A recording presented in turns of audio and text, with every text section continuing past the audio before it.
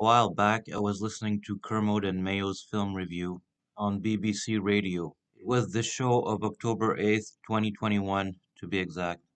In the first half of the show, Simon Mayo went on a rant, essentially telling the listeners that they shouldn't mix politics and film criticism.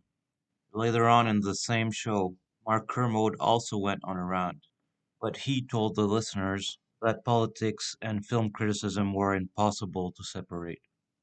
So, in order to contrast their respective positions, I mashed up their two rants to make it seem as though they were arguing with each other rather than with the audience. And here is the result. All opinions, are kind of welcome, but you have to say that your objection to the movie is not based on what was in the movie. It was based on a certain view of the world. It is impossible to review or talk about films without bringing your own personal beliefs to them. Anybody who thinks they can is an idiot. I mean, if you don't like a movie because of something structural or a performance or the soundtrack or the ending or whatever. There is no such thing as an objective critical review of a work of art.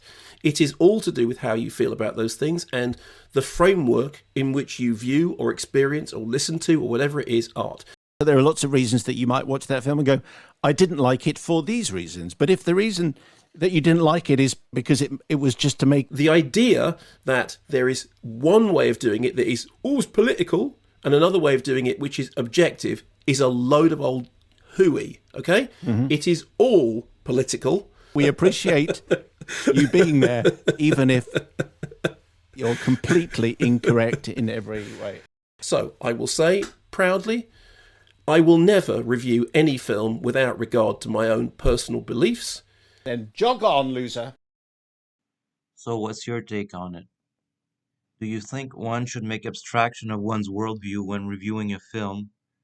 And is that even possible? Do you side more with Simon Mayo or with Mark Kermode?